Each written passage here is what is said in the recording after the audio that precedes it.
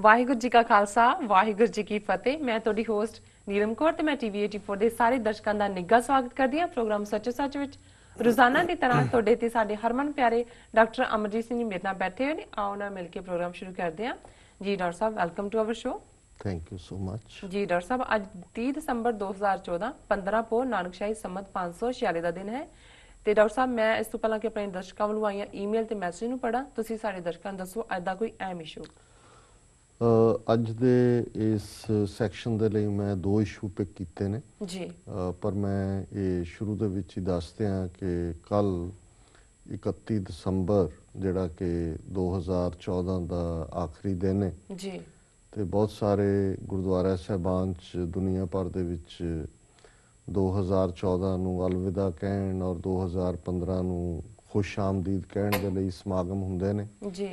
Rather ਸਾਲ ਦੀ ਕਿਸੇ ਵੀ ਗੁਰਦੁਆਰੇ 'ਚ ਜਿਹੜੀ ਸਭ ਤੋਂ ਵੱਡੀ ਗੈਦਰਿੰਗ ਹੈ ਉਹ ਇਸ 31 ਦੀ ਰਾਤ ਨੂੰ ਹੁੰਦੀ ਹੈ ਔਰ ਇਸ ਏਰੀਏ ਦਾ New York, New Jersey, tri state ਦਾ ਹੀ ਨਹੀਂ, ਸਾਰੇ ਈਸਟ ਕੋਸਟ ਦਾ ਜਿਹੜਾ ਸਭ ਤੋਂ ਵੱਡਾ ਜਾਂ ਹਿਸਟੋਰੀਕਲ ਗੁਰਦੁਆਰਾ ਹੈ ਜੀ, ਰਿਚਮੰਡ ਹਿਲ ਕਲਚਰਲ ਸੁਸਾਇਟੀ, ਉਹਨਾਂ ਨੇ ਇਸ ਮੌਕੇ ਦੇ ਉੱਤੇ ਆਮ ਜਿਵੇਂ ਬਾਕੀ ਥਾਵਾਂ 'ਤੇ ਸਮਾਗਮ ਨੇ ਵਿਸ਼ੇਸ਼ ਸਮਾਗਮ ਰੱਖਿਆ ਹੋਇਆ ਹੈ ਜੀ।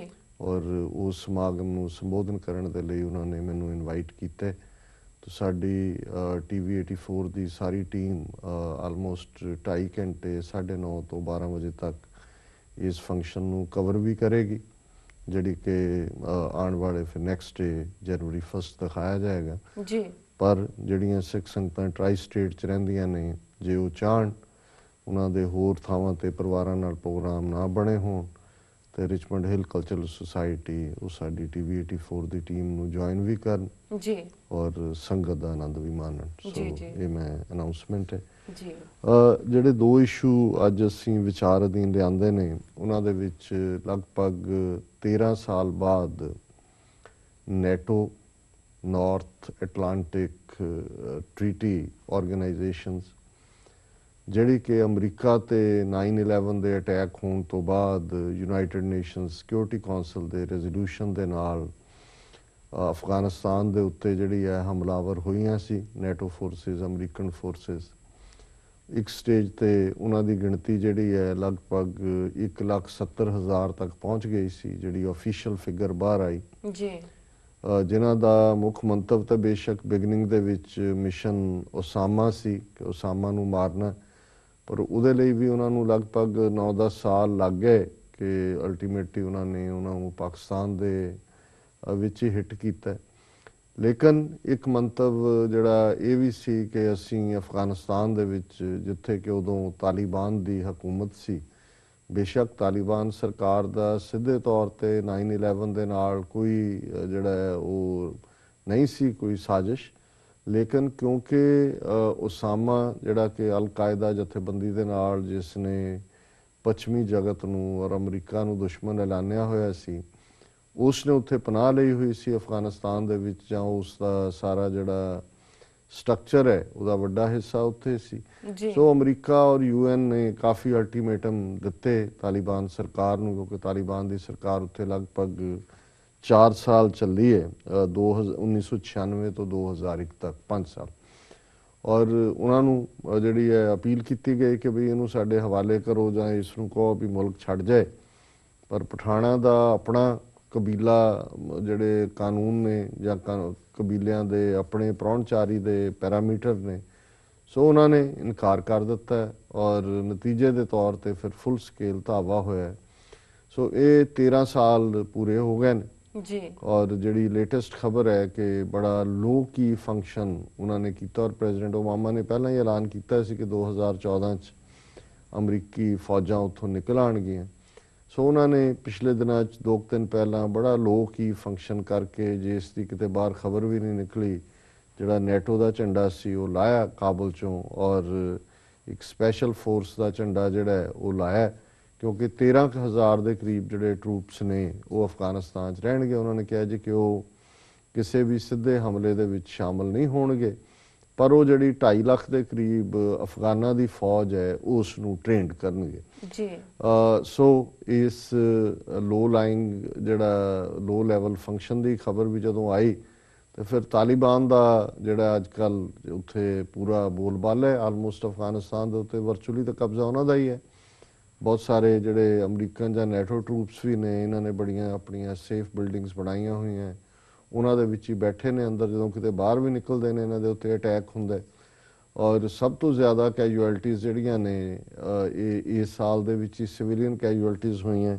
ਇੱਕ ਅੰਦਾਜ਼ੇ ਮੁਤਾਬਕ ਇਹ ਯੂਨਾਈਟਿਡ ਨੇਸ਼ਨਸ ਦੀ ਰਿਪੋਰਟ ਹੈ ਕਿ 2014 ਦੇ ਵਿੱਚ 10,000 ਤੋਂ ਜ਼ਿਆਦਾ ਸਿਵੀਲੀਅਨ ਮਾਰੇ ਗਏ, ਜਿਹੜੇ ਕਿ ਤਾਲਿਬਾਨ ਦੇ ਹਮਲਿਆਂ 'ਚ ਹੀ ਬਹੁਤ ਸਾਰੇ ਉਸ ਦੇ ਵਿੱਚ ਮਾਰੇ ਗਏ ਜੀ। ਹੁਣ ਜ਼ਾਹਰ ਹੈ ਕਿ ਉਸਾਮਾ ਨੂੰ ਮਾਰਨ ਦਾ ਮਿਸ਼ਨ ਤਾਂ ਅਕੰਪਲਿਸ਼ ਹੋ ਗਿਆ ਅਮਰੀਕਾ ਦਾ, ਲੇਕਿਨ ਦੂਸਰੇ ਪਾਸੇ ਇਹਦੇ 'ਚ ਕੋਈ ਸ਼ੱਕ ਨਹੀਂ ਹੈ ਕਿ ਜਿਵੇਂ 1979 ਦੇ ਵਿੱਚ ਸੋਵੀਅਤ ਯੂਨੀਅਨ ਨੇ ਹਮਲਾ ਕੀਤਾ ਸੀ ਅਫਗਾਨਿਸਤਾਨ ਤੇ, ਪੂਰਾ ਇੱਕ ਵਾਰੀ ਤਾਂ ਫੌਜੀ ਟੇਕ ਓਵਰ ਕਰ ਲਿਆ ਸੀ ਉਹਨਾਂ ਨੇ ਜੀ। ਫਿਰ 1999-90 ਤੱਕ ਪਹੁੰਚਦੇ ਆ ਉਹਨਾਂ ਨੇ ਵੀ ਇਹ ਰਿਅਲਾਈਜ਼ ਕਰ ਲਿਆ ਕਿ ਵੀ ਤੁਸੀਂ ਇੱਥੇ ਆਪਣਾ ਕਬਜ਼ਾ ਜਮਾ ਕੇ ਨਹੀਂ ਰੱਖ ਸਕਦੇ, ਰਾਦਰ ਆਪਣਾ ਬਹੁਤ ਨੁਕਸਾਨ ਕਰਵਾ ਕੇ 1979 ਦੇ ਆਏ, ਅਗਲੇ 10-11 ਸਾਲ ਬਾਅਦ ਉੱਥੋਂ ਨਿਕਲ ਗਏ। ਵੈਸੇ ਤਾਂ ਕਹਿਣ ਨੂੰ ਕਿਹਾ ਜਾਂਦਾ ਹੈ ਕਿ ਵੀ ਇਤਿਹਾਸ ਤੋਂ ਅਸੀਂ ਸਬਕ ਨਹੀਂ ਸਿੱਖਦੇ, ਸਿੱਖਣਾ ਚਾਹੀਦਾ ਜੀ। ਪਰ ਅਸੀਂ ਸਮਝਦੇ ਹਾਂ ਵੀ ਸੋਵੀਅਤ ਯੂਨੀਅਨ ਦੀ ਇਹ 10-11 ਸਾਲ ਦੀ ਹੋਈ ਜਿਹੜੀ ਦੁਰਦਸ਼ਾ ਹੈ, ਉਸ ਤੋਂ ਅਮਰੀਕਾ ਨੇ ਵੀ ਸਬਕ ਨਹੀਂ ਸਿੱਖਿਆ। ਇਹਨਾਂ ਨੇ ਵੀ ਉਹੀ ਗਲਤੀ ਕੀਤੀ, ਉਹਨਾਂ ਤੇ ਬੰਬਾਰਡ ਕਰਨਾ ਜਾਂ ਉਸਾਮਾ ਨੂੰ ਫੜਨ ਤੱਕ ਤਾਂ ਗੱਲ ਠੀਕ ਸੀ, ਲੇਕਿਨ ਗਰਾਊਂਡ ਟਰੂਪਸ ਉੱਥੇ ਉਤਾਰ ਕੇ ਜਿਸ ਤਰੀਕੇ ਦੇ ਨਾਲ 13 ਸਾਲ ਬਾਅਦ ਫੁੱਲੀ ਡਿਫੀਟਡ, ਇਹਦੇ 'ਚ ਕੋਈ ਸ਼ੱਕ ਨਹੀਂ। ਜਿਹੜਾ ਤਾਲਿਬਾਨ ਦੇ ਬੁਲਾਰੇ ਨੇ ਕਿਹਾ, ਉਹਨਾਂ ਦਾ ਹੈਡਲਾਈਨ ਹੀ ਹੈ, ਤਾਲਿਬਾਨ ਕਲੇਮ ਨੈਟੋ ਡਿਫੀਟ ਇਨ ਅਫਗਾਨ ਵਾਰ ਜੀ, ਕਿ 13 ਸਾਲ ਤੋਂ ਬਾਅਦ ਇਹ ਹਾਰ ਕੇ ਇੱਥੋਂ ਜਾ ਰਹੇ ਨੇ। ਉਹਨਾਂ ਨੇ ਕਿਹਾ ਵੀ ਜਿਹੜੇ ਇਹਨਾਂ ਦੇ 13,000 ਸੋਲਜਰ ਉੱਥੇ ਟ੍ਰੇਨਿੰਗ ਲਈ ਵੀ ਰੱਖੇ ਨੇ, ਉਹਨਾਂ ਨੂੰ ਅਸੀਂ ਇੱਥੋਂ ਇੱਕ ਜਦੋਂ ਤੱਕ ਇੱਕ ਵੀ ਵਰਦੀ 'ਚ ਬੰਦਾ ਹੈ ਇੱਥੇ, ਅਸੀਂ ਆਰਾਮ ਨਾਲ ਨਹੀਂ ਬੈਠਾਂਗੇ, ਇਹਨਾਂ ਨੂੰ ਕੱਢਾਂਗੇ। ਔਰ ਮੈਨੂੰ ਯਾਦ ਹੈ ਕਿ ਜਦੋਂ ਅਜੇ ਹਮਲਾ ਇਹ ਕਰਨ ਦੀ ਪਲੈਨਿੰਗ ਬਣ ਰਹੀ ਸੀ ਤੇ ਇੱਕ ਕੈਨੇਡੀਅਨ ਕੋਰਸਪੋਂਡੈਂਟ ਬੀਬੀ, ਜਿਹਨੇ ਉੱਥੇ ਕਿਸੇ ਲੋ ਲੈਵਲ ਜਿਹੜਾ ਉਹਨਾਂ ਦਾ ਲੀਡਰ ਸੀ ਤਾਲਿਬਾਨ ਦਾ, ਉਹਨੂੰ ਪੁੱਛਿਆ ਕਿ ਵੀ ਅਮਰੀਕਨ ਆ ਰਹੇ ਨੇ, ਦੁਨੀਆ ਭਰ ਦੀ ਫੌਜ ਆ ਰਹੀ ਹੈ, UN ਸਿਕਿਉਰਿਟੀ ਕੌਂਸਲ ਦਾ ਰੈਜ਼ੋਲੂਸ਼ਨ ਹੋ ਗਿਆ, ਤੇ ਤੁਹਾਨੂੰ ਕੀ ਲੱਗਦਾ ਕੀ ਹੋਏਗਾ ਜੀ। ਤੇ ਉਹਨੇ ਕਿਹਾ, ਦੁਭਾਸ਼ੀਏ ਦੇ ਨਾਲ ਟਰਾਂਸਲੇਟਰ ਸੀ ਨਾਲ, ਉਹਨੇ ਕਿਹਾ ਜੀ ਘੜੀ ਉਹਨਾਂ ਕੋਲ ਹੋ ਸਕਦੀ ਹੈ ਪਰ ਟਾਈਮ ਸਾਡੇ ਕੋਲ ਹੈ, ਕਿ ਉਹ ਆ ਸਕਦੇ ਨੇ ਜਦੋਂ ਚਾਹਣ, ਪਰ ਜਾਣਗੇ ਸਾਡੀ ਮਰਜ਼ੀ ਨਾਲ ਜੀ। ਸੋ ਉਦੋਂ ਬਹੁਤਿਆਂ ਨੂੰ ਇਹ ਲੱਗਦਾ ਸੀ ਵੀ ਇਹਦਾ ਕੋਈ, ਇਹ ਲੱਗਦਾ ਨਹੀਂ ਵੀ ਏਡੀ ਵੱਡੀ ਤਾਕਤ ਦੁਨੀਆ ਦੇ, ਇੰਨੇ ਬੰਬ, ਕੋਈ ਰੋਜ਼ੀ ਕਟਰ, ਕੋਈ ਡੇਜ਼ੀ ਕਟਰ, ਔਰ ਇਹ ਤਾਂ ਪਾਰਕਿੰਗ ਲਾਟ ਬਣਾ ਦੇਣਗੇ ਅਫਗਾਨਿਸਤਾਨ ਦਾ। ਲੇਕਿਨ ਮੈਨੂੰ ਉਹ ਅਜੇ ਤੱਕ ਵੀ ਉਸ ਕੈਨੇਡੀਅਨ ਬੀਬੀ ਦਾ ਜਿਹੜਾ ਉਹ ਇੰਟਰਵਿਊ ਯਾਦ ਹੈ, ਔਰ ਉਸ ਮਾਸੂਮ ਜਿਹਾ ਚਿਹਰਾ ਉਸ ਅਫਗਾਨ ਦਾ ਜਿਹਦੇ 'ਚ ਸ਼ਰਾਰਤ ਸੀ, ਜਿਹਦੇ 'ਚ ਉਹਨੇ ਕਿਹਾ ਕਿ ਜੀ ਘੜੀ ਤੁਹਾਡੀ ਪਰ ਟਾਈਮ ਸਾਡਾ। ਉਹਨਾਂ ਨੇ ਕਿਹਾ ਵੀ ਆਓ, ਜਦੋਂ ਮੋਸਟ ਵੈਲਕਮ, ਜਦੋਂ ਮਰਜ਼ੀ ਆ ਜਾਓਗੇ, ਸਾਡੀ ਮਰਜ਼ੀ ਨਾਲ ਜੀ। ਸੋ ਮੈਂ ਸਮਝਦਾ ਵੀ 13 ਸਾਲ ਬਾਅਦ ਇਹਨਾਂ ਨੇ ਸਾਬਤ ਕਰ ਦਿੱਤਾ ਹੈ, ਪਠਾਨਾਂ ਨੇ, ਅਫਗਾਨਾਂ ਨੇ, ਕਿ ਵਾਕਈ ਜਿਹੜੀ ਹੈ ਟਾਈਮ ਉਹਨਾਂ ਦਾ ਹੀ ਸੀ, ਤੇ ਹੁਣ ਉਹਨਾਂ ਦੀ ਮਰਜ਼ੀ ਦੇ ਨਾਲ ਹੀ ਨਿਕਲ ਰਹੇ ਨੇ। ਔਰ ਮੈਂ ਸਮਝਦਾ ਵੀ ਇਹ ਵੀ ਕੋਈ ਸਿਆਣਾ ਸਟੈਪ ਨਹੀਂ ਹੈ। ਉੱਥੇ 13,000 ਦੀ 1.5 ਲੱਖ ਫੌਜ ਉੱਥੇ ਰੱਖ ਕੇ ਤੁਸੀਂ ਹਮਲੇ ਨਹੀਂ ਰੋਕ ਸਕੇ, ਤੇ ਉੱਥੇ ਸੇਫ ਬੰਕਰਸ ਦੇ ਵਿੱਚ ਬੈਠੇ, ਉੱਥੇ ਤਾਂ ਕਿਸ ਕਿਸਮ ਦੇ ਉਹਨਾਂ ਨੇ ਅਟੈਕ, ਕਈ ਵਾਰੀ ਤਾਂ ਇਹਨਾਂ ਨੇ ਜਿਹੜੀਆਂ ਆਪਣੀਆਂ ਇੰਟੈਲੀਜੈਂਸ ਏਜੰਸੀਆਂ ਲਈ ਉਹਨਾਂ ਦੇ ਬੰਦੇ ਹਾਇਰ ਕੀਤੇ ਨੇ। ਇੱਕ ਪਿੱਛੇ ਜੇ ਅੰਦਰ ਵੜ ਕੇ ਉਹਨੇ CIA ਦੇ ਕਿੰਨੇ ਸੀਨੀਅਰ ਬੰਦੇ ਮਾਰਤੇ ਸੀ, ਹਾਲਾਂਕਿ ਉਹ ਉਹਨਾਂ ਦੇ ਲਈ ਕੰਮ ਕਰਦਾ ਸੀ। ਸੋ ਇਹ ਜਿਹੜਾ ਪਾਰਟ ਹੈ, ਇਹ ਗੱਲ ਸਮਝਣ ਵਾਲੀ ਹੈ ਕਿ ਵੀ ਉਹਨਾਂ ਦੇ ਕਰੈਕਟਰ ਬਾਰੇ ਕਿਸੇ ਨੇ, ਸ਼ਾਇਦ ਚਰਚਲ ਨੇ ਵੀ ਲਿਖਿਆ ਹੋਇਆ, ਮੈਨੂੰ ਉਹਦੀਆਂ ਤਾਂ ਲਾਈਨਾਂ ਯਾਦ ਨਹੀਂ, ਕਿਸੇ ਹੋਰ ਨੇ ਅਫਗਾਨ ਕਰੈਕਟਰ ਬਾਰੇ ਲਿਖਿਆ ਸੀ ਕਿ ਵੀ you can rent a Pathan but can't buy him ਜੀ, ਕਿ ਤੁਸੀਂ ਉਹਨਾਂ ਤੋਂ ਇੱਕ ਵਕਤੀ ਤੌਰ ਦੇ ਉੱਤੇ ਉਹਨਾਂ ਤੋਂ ਕੋਈ ਮਰਸਨਰੀ ਕੰਮ ਤਾਂ ਲੈ ਸਕਦੇ ਹੋ, ਪਰ ਤੁਸੀਂ ਉਹਨਾਂ ਨੂੰ ਖਰੀਦ ਨਹੀਂ ਸਕਦੇ, ਕਿਉਂਕਿ ਉਹ ਫੈਰੂਸ਼ੀਅਸਲੀ ਇੰਡੀਪੈਂਡੈਂਟ ਨੇ, ਸੈਲਫ ਵਿਲਡ ਨੇ। ਜਿਹੜਾ ਤੁਹਾਡੇ ਲਈ ਵੀ ਅੱਜ ਕੰਮ ਕਰ ਰਿਹਾ, ਜੇ ਉਹਨੂੰ ਕੋਈ ਖੁੰਦਕ ਆ ਗਏ ਕਿਸੇ ਗੱਲ ਤੇ, ਉਹ ਫਿਰ ਤੁਹਾਡਾ ਸਫਾਇਆ ਕਰੇਗਾ ਸਭ ਤੋਂ ਪਹਿਲੇ। That is how they are. ਔਰ ਅਸੀਂ ਸਮਝਦੇ ਹਾਂ ਵੀ ਉਹਨਾਂ ਨੇ ਅਗੇਨ ਇਹ ਸਾਬਤ ਕੀਤਾ ਹੈ ਕਿ ਉਹਨਾਂ ਨੇ ਉਹ ਲੜੇ ਨੇ, ਔਰ ਉਹਨਾਂ ਨੇ ਇਹਨਾਂ 20-25 ਸਾਲ ਦੇ ਪੀਰੀਅਡ 'ਚ ਦੋ ਜਿਹੜੀਆਂ ਸੁਪਰ ਪਾਵਰਸ ਨੇ, ਉਹਨਾਂ ਨੂੰ ਜਿਹੜਾ ਉਹਨਾਂ ਦੀ ਪ੍ਰੈਸਟੀਜ ਨੂੰ, ਉਹਨਾਂ ਦੇ ਮਾਣ ਨੂੰ ਜਿਹੜਾ ਖੇਹ ਦੇ ਵਿੱਚ ਰੁਲਾਇਆ। ਔਰ ਜਿਹੜਾ ਇਸ ਬਾਰੇ ਉਹਨਾਂ ਦਾ ਤਾਲਿਬਾਨ ਦੇ ਸਪੋਕਸਮੈਨ ਨੇ ਕਿਹਾ, ਉਹਨਾਂ ਨੇ ਅਮਰੀਕਨ ਹਮਲੇ ਬਾਰੇ ਕਿਹਾ ਕਿ US led mission as a fire of barbarism and cruelty, ਕਿ ਇਹ ਬਰਬਰੀਅਤ ਔਰ ਜ਼ੁਲਮ ਦੀ ਜਿਹੜੀ ਅੱਗ ਸੀ, that had drowned the country in a pool of blood, ਕਿ ਇਹਨੇ ਸਾਡੇ ਦੇਸ਼ ਨੂੰ ਇੱਕ ਖੂਨ ਦਾ ਸਰੋਵਰ ਬਣਾ ਦਿੱਤਾ ਹੈ। ਪੂਲ ਸਰੋਵਰ ਨੂੰ ਕਹਿੰਦੇ ਨੇ ਜੀ।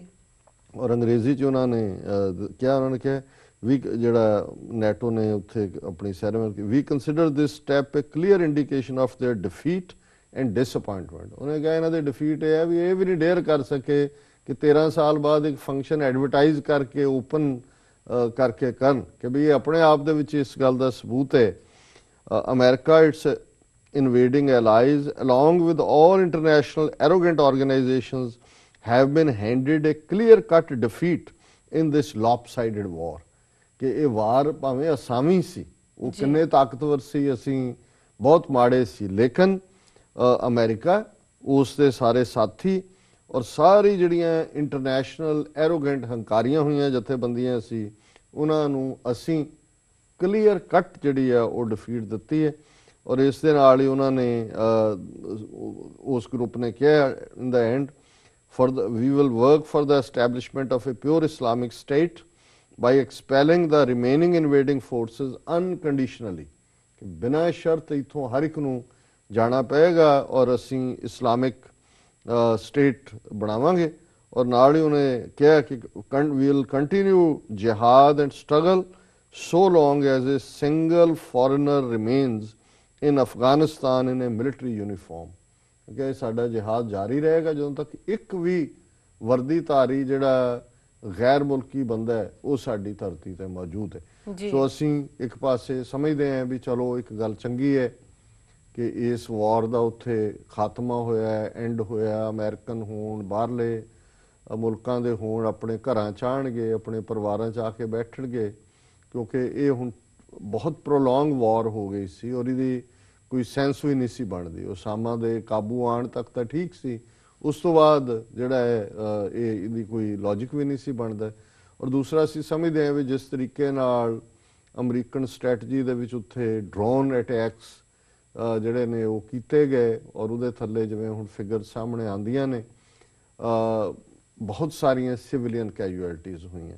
ਔਰ ਜਿੱਥੇ ਵੀ ਫੌਜ ਹੁੰਦੀ ਹੈ, ਫੌਜੀ ਜਦੋਂ ਆਪਣੇ ਘਰ ਤੋਂ ਪਰਿਵਾਰਾਂ ਤੋਂ ਦੂਰ ਹੁੰਦੇ ਨੇ ਔਰ ਵਾਰ ਜ਼ੋਨ ਦੇ ਵਿੱਚ ਹੁੰਦੇ ਨੇ, ਚਾਰ ਚੁਫੇਰੇ ਟੈਨਸ਼ਨ ਹੁੰਦੀ ਹੈ, ਤੇ ਫਿਰ ਉਹ ਬਰੂਟਲ ਵੀ ਹੁੰਦੇ ਨੇ, ਜ਼ਾਲਮ ਵੀ ਹੁੰਦੇ ਨੇ। ਉਹਨਾਂ ਚੋਂ ਕਈ ਜਿਹੜੇ ਉੱਥੇ ਸਰਵ ਕਰਕੇ ਆਏ ਅਮਰੀਕਾ ਦੇ ਵਿੱਚ, ਕੋਈ ਕਿਸੇ ਨੇ ਸੁਸਾਈਡ ਕੀਤਾ, ਕਿਸੇ ਨੇ ਹੋਮੀਸਾਈਡ ਕੀਤਾ, ਕੁਝ ਲੋਕ ਹੋਰ ਵਾਇਲੈਂਸ ਦੇ ਵਿੱਚ ਇਨਵੋਲਵ ਹੁੰਦੇ ਨੇ। ਸੋ ਐਟਲੀਸਟ ਅਸੀਂ ਸਮਝਦੇ ਹਾਂ ਕਿ ਇੱਕ ਚੰਗਾ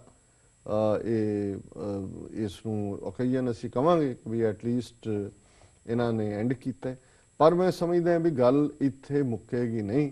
ਰੀਅਲ ਜਿਹੜਾ ਹੁਣ ਬਲੱਡੀ ਫੇਸ ਹੈ ਉਹਦੇ 'ਚ ਆਪਸੀ ਵੀ ਹੋ ਸਕਦਾ, ਇੰਟਰਨੈਟ ਸਾਈਨ ਵੀ, ਔਰ ਖਾਸ ਤੌਰ ਤੇ ਜਿਵੇਂ ਇੰਡੀਆ ਨੇ ਉਸ ਅਫਗਾਨਿਸਤਾਨ ਦੇ ਮੁੱਦੇ ਦੇ ਉੱਤੇ ਅਮਰੀਕਨਾਂ ਔਰ ਪੱਛਮੀ ਏਜੰਸੀਆਂ ਦੇ ਨਾਲ ਮਿਲ ਕੇ ਉੱਥੇ ਆਪਣੀ ਹੋਂਦ ਬਣਾਈ ਹੈ, ਉਹਨਾਂ ਨੂੰ ਟ੍ਰੇਨਡ ਕਰਨ ਦੇ ਵਿੱਚ ਵੀ ਰੋਲ ਅਦਾ ਕੀਤਾ ਹੈ। ਅਫਗਾਨਿਸਤਾਨ ਦੇ ਪਾਕਿਸਤਾਨ ਨਾਲ ਲੱਗਦੀ ਸਰਹੱਦ ਤੇ ਕਿਵੇਂ ਦਰਜਨਾਂ ਜਿਹੜੇ ਨੇ ਉਹ ਕੌਂਸੂਲੇਟ ਔਰ ਦੂਜੇ ਖੋਲੇ ਨੇ ਜੀ। ਔਰ ਜਿਸ ਕਿਸਮ ਦੀ ਹਿੰਦੂਤਵੀ ਤਾਕਤ RSS ਅੱਜ ਪਾਵਰ ਦੇ ਵਿੱਚ ਹੈ, ਨਰਿੰਦਰ ਮੋਦੀ ਕਦੇ ਉਹ ਪਾਕਿਸਤਾਨ ਨੂੰ, ਅਫਗਾਨਿਸਤਾਨ ਨੂੰ ਅਖੰਡ ਭਾਰਤ ਦਾ ਹਿੱਸਾ ਦੱਸਦੇ ਨੇ, ਔਰ ਜਦੋਂ ਇੱਕ ਪਾਸੇ ਜਿਹੜੇ ਵਾਰ ਹਾਰਡਨਡ ਨੇ, ਜਿਹੜੇ ਲੜ ਕੇ ਐਨ ਛਾਂਗੇ ਹੋਏ ਨੇ ਹਰ ਪਾਸਿਓਂ, ਉਹਨਾਂ ਦੇ ਵਿੱਚ ਇੱਕ ਜ਼ੀਲ ਹੈ। ਉਹਨਾਂ ਨੂੰ ਹੁਣ ਪਿੱਛੇ ਨੂੰ ਤਾਂ ਜਾਣਾ ਨਹੀਂ ਹੈ, ਕੋਈ ਉਜ਼ਬੇਕਿਸਤਾਨ ਜਾਂ ਪਰੇ ਰਸ਼ੀਆ ਵੱਲ ਤਾਂ ਨਹੀਂ ਹੈ, ਪਾਰ ਤਾਂ ਇੱਧਰ ਨੂੰ ਹੀ ਅਲਟੀਮੇਟਲੀ। ਤੇ ਜੇ ਹਿੰਦੂਤਵੀ ਫੋਰਸਿਸ ਨੇ ਇਸ ਕਿਸਮ ਦੀ ਜਿਹੜੀ ਹੈ ਆਪਣੀ ਪਹੁੰਚ ਜਾਰੀ ਰੱਖੀ, ਜੋ ਕਰ ਰਹੇ ਨੇ, ਧਰਮ ਪਰਿਵਰਤਨ ਕਰ ਰਹੇ ਨੇ, ਦੂਸਰੇ ਕਰ ਰਹੇ ਨੇ, ਫਿਰ ਇਹੀ ਜਿਹੜਾ ਜਿਹਾਦੀ ਸੋਚ ਵਾਲਾ ਐਲੀਮੈਂਟ ਹੈ ਜਿਹਨੇ ਆਲਰੇਡੀ ਪਾਕਿਸਤਾਨ ਨੂੰ ਵੀ ਆਪਣੀ ਲਪੇਟ 'ਚ ਲੈ ਲਿਆ ਜੀ। ਜਿਸ ਤਰੀਕੇ ਨਾਲ ਪਿਸ਼ਾਵਰ ਦੇ ਸੈਨਿਕ ਸਕੂਲ 'ਚ ਬੱਚਿਆਂ ਤੇ ਅਟੈਕ ਹੋਇਆ ਹੈ, ਪਾਕਿਸਤਾਨ ਸੋਸਾਇਟੀ ਬੜੀ ਵਲਨਰੇਬਲ ਹੈ ਇਸ ਸਾਰੇ ਦੇ ਬਾਵਜੂਦ ਕਿ ਪਾਕਿਸਤਾਨ ਆਰਮੀ ਨੇ ਕਾਫੀ ਟਫ ਜਿਹੜਾ ਹੈ ਉਹ ਪਨਿਸ਼ਮੈਂਟ ਦਿੱਤੀ ਹੈ ਇਹਨਾਂ ਨੂੰ। ਇੱਕ ਪਾਸੇ ਜਿਹੜੇ ਆਲਰੇਡੀ ਇਸ ਲਾਈਨ ਦੇ ਲੋਕ ਜੇਲ੍ਹਾਂ ਦੇ ਵਿੱਚ ਫਾਂਸੀ ਦੀ ਸਜ਼ਾ ਦੇ ਉੱਤੇ ਮੋਰੀਟੋਰੀਅਮ ਸੀ, ਲਗਾਤਾਰਤਾ ਨਾਲ ਕਈਆਂ ਨੂੰ ਫਾਂਸੀ ਦਿੱਤੀ ਗਈ, ਹਾਲਾਂਕਿ ਉਸ ਦਾ ਪ੍ਰੋਟੈਸਟ ਵੀ ਕੀਤਾ ਹੈ, UN ਨੇ ਵੀ ਕੀਤਾ ਹੈ, ਐਮਨੈਸਟੀ ਨੇ ਵੀ ਕੀਤਾ ਹੈ। ਪਰ ਅਸੀਂ ਸਮਝਦੇ ਹਾਂ ਕਿ ਇਹ ਜਿਹੜਾ ਅਮਰੀਕਾ ਨੇ ਜਿਸ ਤਰੀਕੇ ਨਾਲ ਉੱਥੇ ਇਨਵੋਲਵਮੈਂਟ ਹੋਈ, ਸਾਨੂੰ ਫੀਅਰ ਇਹ ਹੈ ਕਿ ਜਿਸ ਤਰ੍ਹਾਂ ਸੋਵੀਅਤ ਯੂਨੀਅਨ ਦੇ ਉੱਥੋਂ ਨਿਕਲਣ ਤੋਂ ਬਾਅਦ ਫਿਰ ਇੱਕ ਬੜੀ ਬਲੱਡੀ ਸਿਵਲ ਵਾਰ ਵੀ ਹੋਈ ਔਰ ਨਤੀਜੇ ਵਜੋਂ ਫਿਰ ਅਲਟੀਮੇਟਲੀ ਜਿਹੜੀ ਇਹ ਤਾਲਿਬਾਨ ਪਾਵਰ 'ਚ ਆਇਆ 5 ਸਾਲ 'ਚ, ਫਿਰ ਉੱਥੇ ਉਹ ਹੈੱਡਕੁਆਟਰ ਬਣ ਗਿਆ ਅਲ-ਕਾਇਦਾ ਦਾ ਵੀ, ਦੂਸਰਿਆਂ ਦਾ ਵੀ। ਤੇ ਜੋ ਅੱਜ ਦੇ ਵੀ ਹਾਲਾਤ ਨਜ਼ਰ ਆ ਰਹੇ ਨੇ, ਇਹ ਸ਼ਾਇਦ ਈਵਨ ਹਾਲਾਂਕਿ ਪਾਕਿਸਤਾਨ ਦਾ ਇੰਟਰਸਟ ਹੈ ਅਫਗਾਨਿਸਤਾਨ 'ਚ, ਕਿਉਂਕਿ ਉਹਨਾਂ ਦਾ ਸੈਂਕੜਿਆਂ ਮੀਲ ਬਾਰਡਰ ਲੱਗਦਾ ਉਹਦੇ ਨਾਲ, ਔਰ ਜਿਹੜੇ ਉਹਨਾਂ ਦੇ ਅਫਗਾਨ ਕਬੀਲੇ ਨੇ ਦੋਵੇਂ ਪਾਸੇ ਨੇ। ਇੱਧਰ ਜਿਹੜਾ ਉਹਨਾਂ ਦਾ ਖੈਬਰ ਪਖਤੂਨਵਾ ਸੂਬਾ ਹੈ, ਇਹ ਵੀ ਪਠਾਨ ਮੈਜੋਰਿਟੀ ਹੈ। ਜਿਹੜੇ 7 ਏਜੰਸੀ ਏਰੀਏ ਨੇ ਇਲਾਕਾ ਗੈਰ ਦੇ ਵਿੱਚ, ਨਾਰਥ ਵਜ਼ੀਰਿਸਤਾਨ, ਸਾਊਥ ਵਜ਼ੀਰਿਸਤਾਨ, ਬਜੌੜ, ਖੈਬਰ, ਔਰਕਜ਼ਾਈ ਇਤਿਆਦਕ, ਇਹ ਜਿਹੜੇ ਸਾਰੇ ਨੇ ਪਠਾਨ ਮੈਜੋਰਿਟੀ ਕਬੀਲੇ ਨੇ। ਤੇ ਜੇ ਪਾਕਿਸਤਾਨ ਜਿਹੜਾ ਹੈ ਉਹ ਇੰਨਾ ਕੁ ਵਲਨਰੇਬਲ ਹੈ, ਔਰ ਇਹਦੇ ਬਾਵਜੂਦ ਕਿ ਸਟਰੋਂਗ ਆਰਮੀ ਹੈ ਔਰ ਉਹ ਡੀਲ ਵੀ ਉਹਨਾਂ ਦੇ ਨਾਲ ਕਰ ਰਹੇ ਨੇ, ਤੇ ਫਿਰ ਜਿਹੜਾ ਹਿੰਦੂਤਵੀਆਂ ਦਾ ਐਟੀਚਿਊਡ ਹੈ, ਜੇ ਇਹਨਾਂ ਨੇ ਉੱਥੇ ਇੰਟਰਫੇਰੈਂਸ ਕੀਤੀ, ਹਾਲਾਂਕਿ ਇੰਡੀਆ ਦਾ ਬਾਰਡਰ ਕੋਈ ਅਫਗਾਨਿਸਤਾਨ ਨਾਲ ਨਹੀਂ ਲੱਗਦਾ, ਪਰ ਇਹ ਕੁਛ ਨਾ ਕੁਛ ਇਹਨਾਂ ਦੀ ਸ਼ਰਾਰਤ ਔਰ ਹਿੰਦੂਤਵਾ ਐਲੀਮੈਂਟ, ਭਾਵੇਂ ਉਹ ਵਾਇਆ ਅਫਗਾਨਿਸਤਾਨ 'ਚ ਵਕਤੀ ਤੌਰ ਤੇ ਜਿਹੜੀ ਹਕੂਮਤ ਹੈ ਉਹਦੇ ਰਾਹੀਂ, ਜਾਂ ਕਿਸੇ ਹੱਦ ਤੱਕ ਥੋੜੀ ਬਹੁਤ ਈਰਾਨ ਨਾਲ ਵੀ ਉਹ ਇੰਪਰੂਵ ਕਰਨ ਦੀ ਕੋਸ਼ਿਸ਼ ਕਰ ਰਹੇ ਨੇ ਇੰਡੀਅਨਸ, ਕਿਉਂਕਿ ਈਰਾਨ ਨਾਲ ਬਾਰਡਰ ਲੱਗਦਾ ਹੈ ਅਫਗਾਨਿਸਤਾਨ ਦਾ।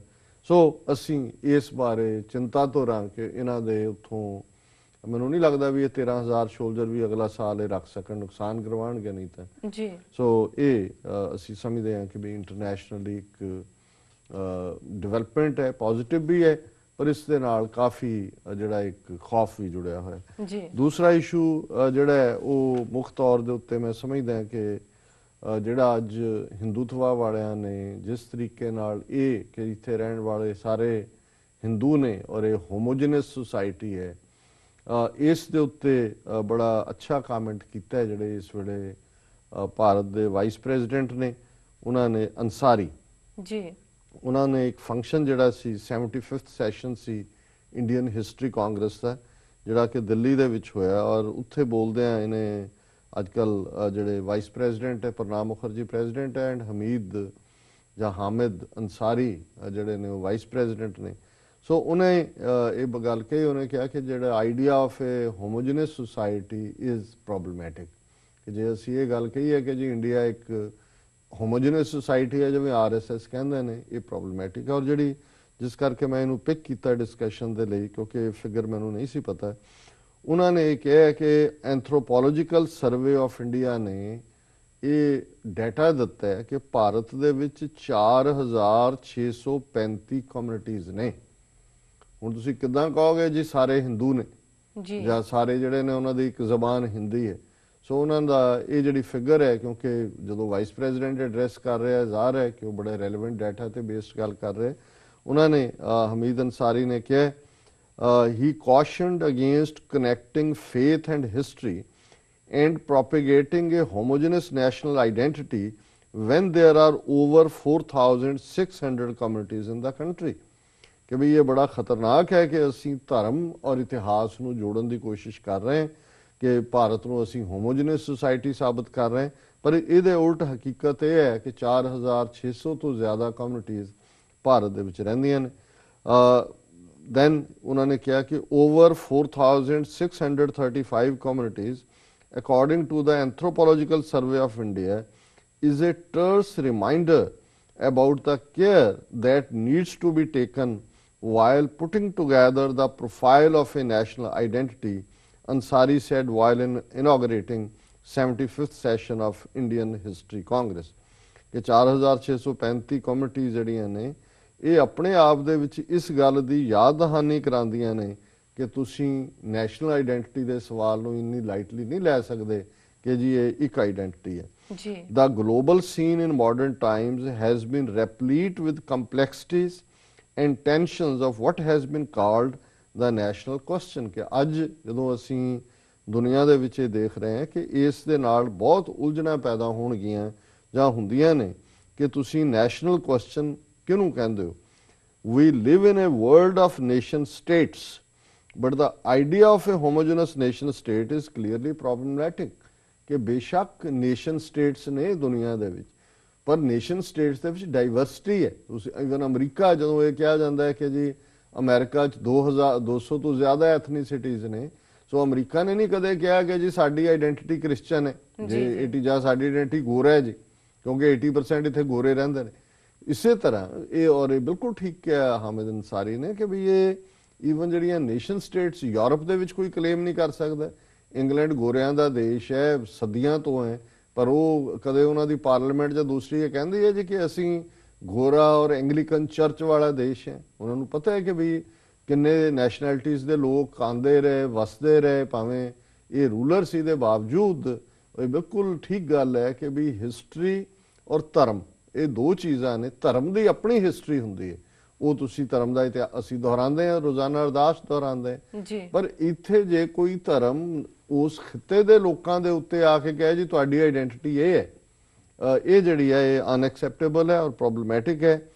Warning against any straitjacket edifice for national identity that came to grief in other societies। ਉਹਨਾਂ ਨੇ ਕਿਹਾ ਕਿ ਜਿਹੜਾ ਇਸ ਕਿਸਮ ਦਾ ਐਟੀਟਿਊਡ ਹੈ, ਜਿਸ ਸੁਸਾਇਟੀ ਨੇ ਕਦੇ ਅਡਾਪਟ ਕਰਨ ਦੀ ਕੋਸ਼ਿਸ਼ ਕੀਤੀ, ਉਹਦਾ ਅੰਤ ਜਿਹੜਾ ਫਿਰ ਬੜਾ ਦੁਖਦ ਹੋਇਆ। The pluralistic structures in India that have stood the test for over 6 decades need constant nurturing।